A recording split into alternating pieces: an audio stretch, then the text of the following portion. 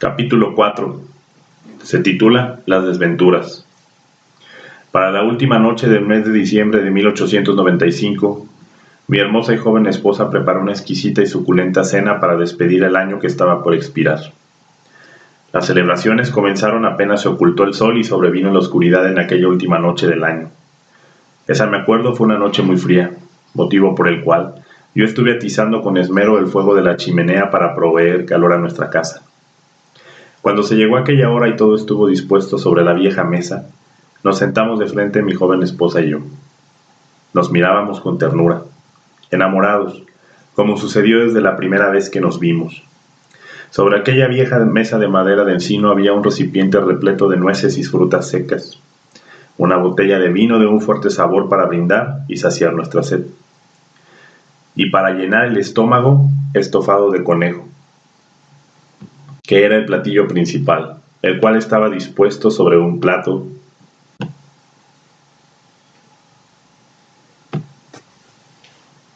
en el centro de la mesa. Un conejo que, por cierto, yo mismo había traído a casa el día anterior y que había cazado con dificultad en los alrededores del pueblo. Respecto a mi joven esposa, debo confesar que ella se veía radiante con su avanzado estado de embarazo. Esa noche se recogió sus rizados y largos cabellos, y también le dio color a sus mejillas. Y qué decir del perfumado aroma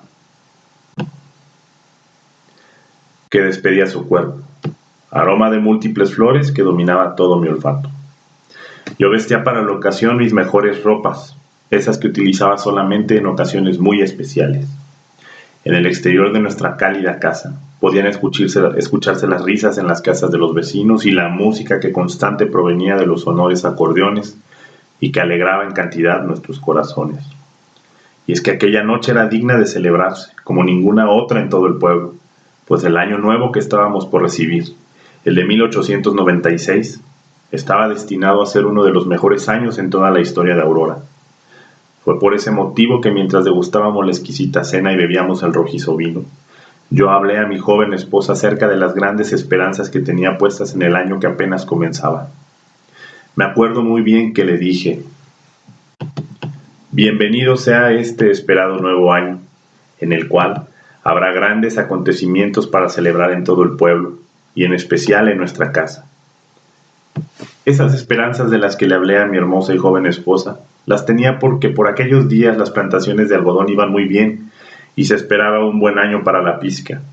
Además, ese sería el año en el que llegaría el primero de nuestros hijos. Pero ese no era el único motivo de la alegría que invadía todo mi ser. Y no solo a mí, en verdad sucedía a todas las personas del pueblo. Esto porque aquel sería un excelente año para todos, ya que el paso del ferrocarril que se construía a gran velocidad pasaría por Aurora, donde tendrían una estación.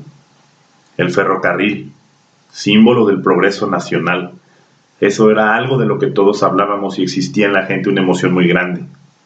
Fue por eso que al marcar las agujas del reloj la medianoche, mi joven esposa y yo nos abrazamos, reímos alegres y nos dijimos cuánto nos amábamos.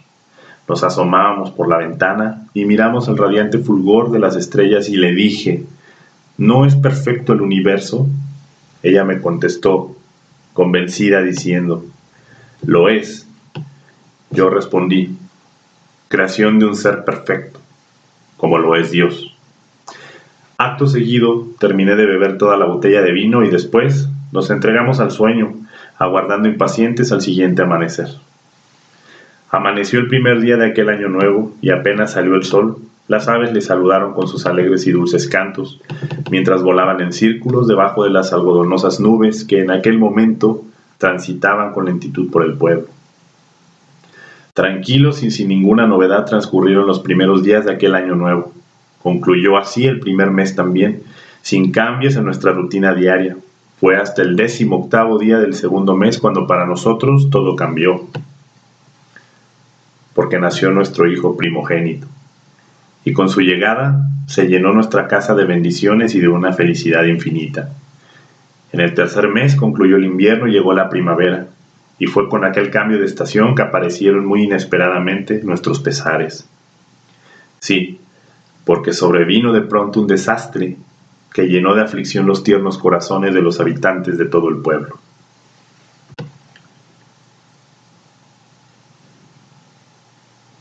Capítulo 5. Se titula La plaga. Sucedió con tanta rapidez que nos tomó completamente desprevenidos. Todo comenzó con una terrible y nutrida plaga de gorgojo que vino sorpresivamente y arrasó sin ninguna misericordia las plantaciones de algodón, nuestro principal sustento. Ante nuestros ojos, los campos de algodón fueron cubiertos por la densa y espesa población de gorgojo que devoraba sin saciar su hambre todo a su paso.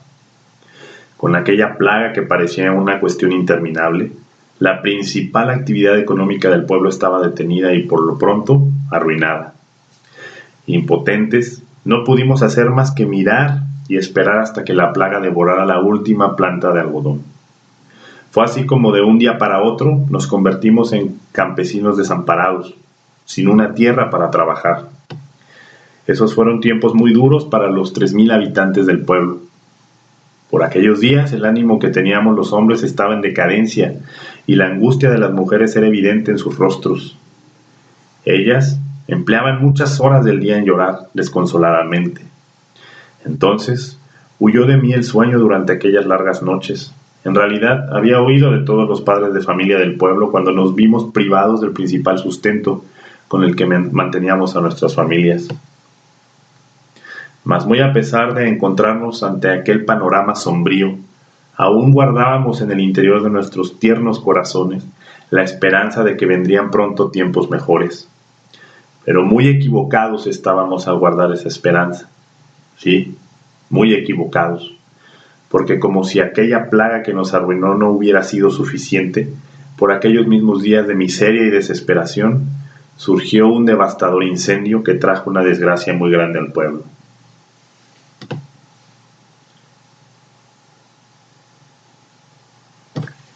El capítulo 6 se titula El incendio. Se trató de un incendio accidental que comenzó al mediodía en una modesta casa del centro del pueblo, el cual se extendió sin ningún obstáculo, furioso, abrazando todo lo que encontró a su paso. Aquel fuego embravecido se ensoberbeció a causa del inusual viento que soplaba aquel día. Ese viento con prontitud se volvió su aliado, y entonces, ante el avance de las furiosas llamas, comenzó el caos que siempre acompaña a la catástrofe. Por la calle principal se escucharon gritos de terror, hubo pánico, también hubo llanto y acudimos todos los hombres a sofocar aquel furioso fuego que amenazaba con devorar al pueblo entero. Se vaciaron los depósitos de agua primero y no fueron suficientes para sofocar el fuego, por lo que en carretas y carrozas traíamos agua de los manantiales y arroyos cercanos. Empleamos todas nuestras fuerzas para extinguir hasta la última llama y exhaustos en extremo, cuando el incendio concluyó, miramos con tristeza el daño que había ocasionado. No perdonaron las llamas absolutamente nada de lo que tocaron. Fue consumido con una descomunal violencia, dejando escombros incinerados como testimonio de su poder.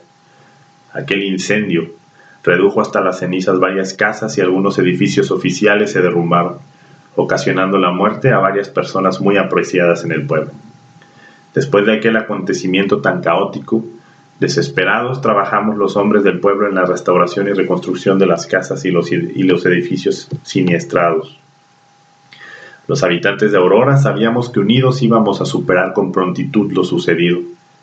No podíamos permitir que aquel incendio abrazara también nuestras esperanzas, por lo que los hombres del pueblo trabajamos largas jornadas en la reconstrucción de lo que fue arruinado. Fueron muchas manos las que colaboramos para volverle su apariencia habitual al pueblo, y no tardamos mucho tiempo en conseguirlo.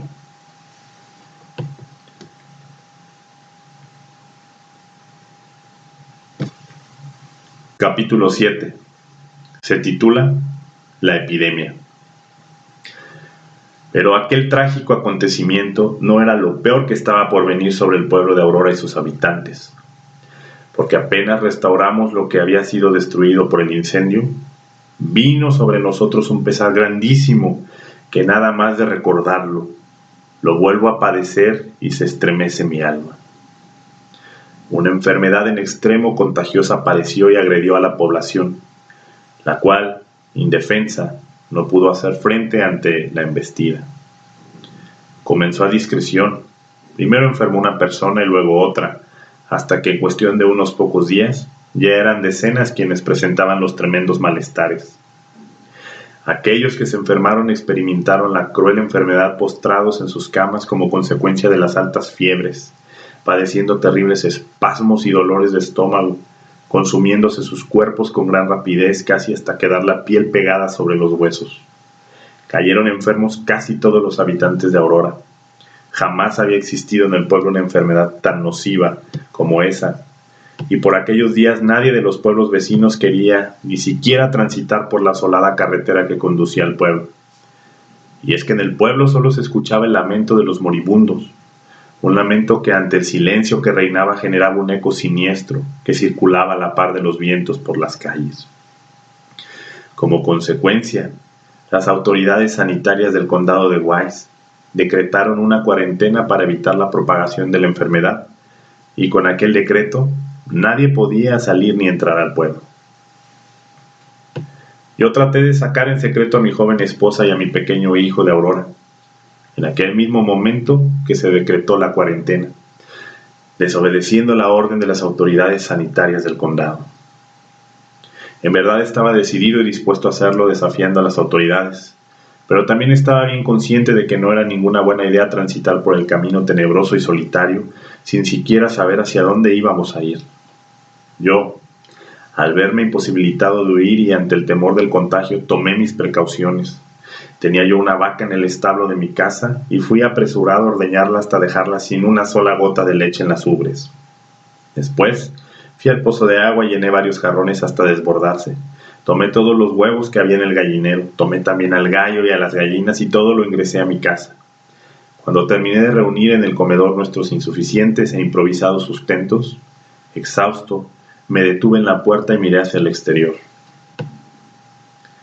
El pueblo se veía vacío, sin nadie transitando por la calle. Todos los habitantes ya se habían puesto en cuarentena. Afligido cerré la puerta muy despacio y la tranqué mientras me encomendaba a Dios en pensamientos, porque consciente era de que encerrados en nuestra propia casa, mi esposa, mi pequeño hijo y yo, nos estábamos arriesgando a padecer hambre y sed a causa de que no teníamos los alimentos suficientes ni el agua necesaria para los 40 días decretados por las autoridades sanitarias. Entonces, sin perder el tiempo y experimentando esos temores, me apresuré a poner lienzos y sábanas en las rendijas de puertas y ventanas para bloquearle el paso al aire contaminado, y para cuando sentí la seguridad del aislamiento que había logrado, me dispuse a hacer oídos sordos de todo lo que pudiera suceder en el exterior. De esa manera quedamos nosotros prisioneros, en una prisión dentro de otra prisión, porque si no podíamos salir de nuestra casa, mucho menos podíamos hacerlo del pueblo. Y así, agobiados por el encierro y el temor a tan tremenda enfermedad, fueron transcurriendo muy lentamente los días de la penosa cuarentena decretada. La chimenea de nuestra casa se convirtió en nuestra cocina, por precaución, para que el humo saliera directo al exterior y nos permitiera tener el aire limpio. Y el fuego que encendía era utilizado al máximo y con premura, porque la leña no nos alcanzaría. Teníamos que racionar.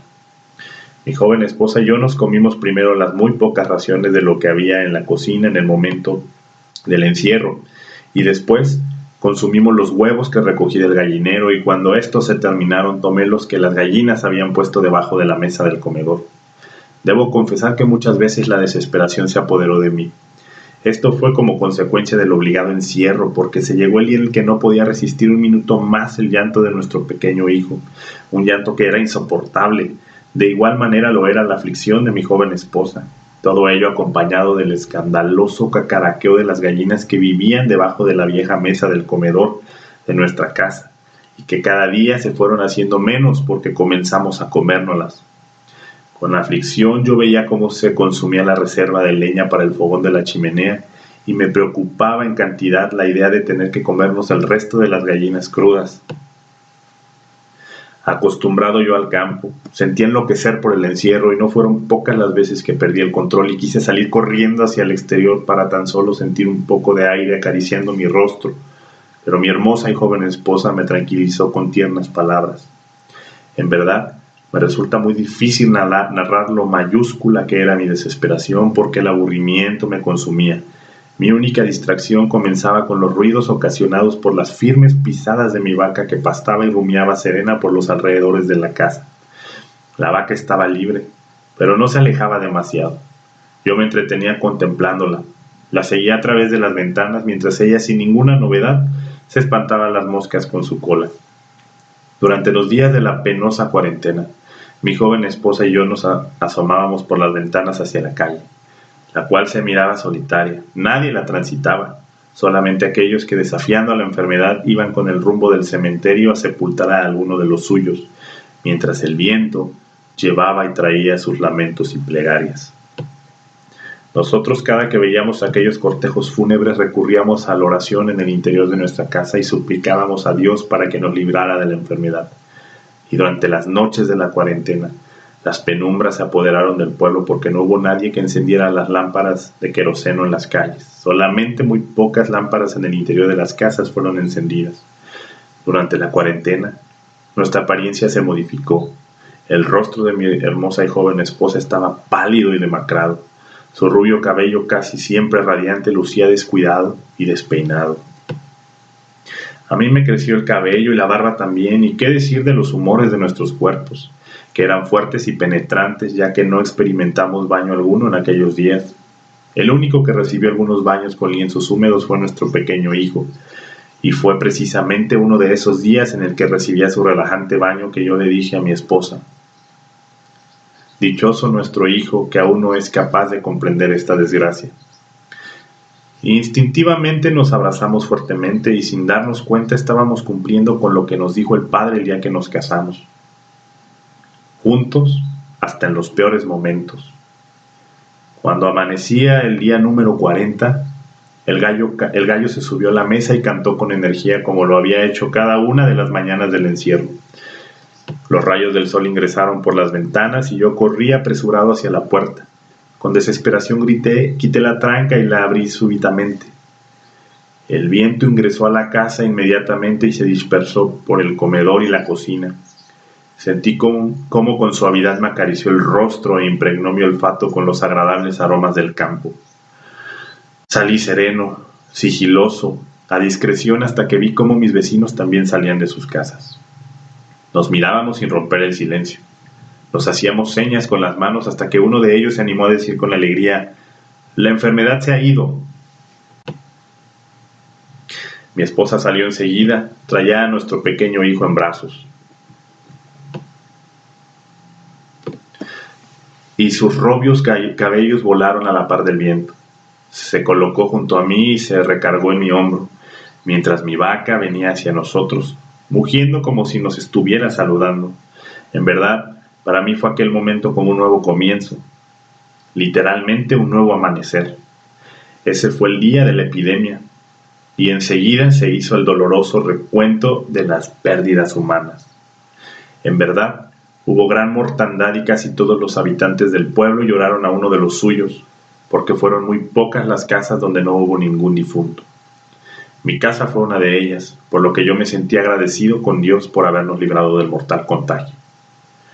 Los que sobrevivimos a la epidemia fuimos testigos de la peor época que había tenido el pueblo desde que fue fundado. Porque al permanecer en cuarentena encerrados en las casas, nadie cuidó de sus bienes y estos disminuyeron o simplemente desaparecieron. Los campos estaban arruinados, los habían cubierto las tinieblas de la desolación y en los establos había animales muertos, secos y putrefactos que habían sucumbido ante el hambre y la sed. Los jardines de las casas estaban con las hierbas crecidas y los canales de riego habían desbordado sus aguas. El panorama era tan desalentador que hubo algunos hombres del pueblo que derramaron las lágrimas de sus ojos en abundancia al experimentar sus corazones tanto desconsuelo. Pero habíamos sobrevivido. Entonces supimos que teníamos la responsabilidad de sacudirnos los pesares padecidos y debíamos acrecentar nuestros ánimos para hacer renacer a nuestro muy amado pueblo.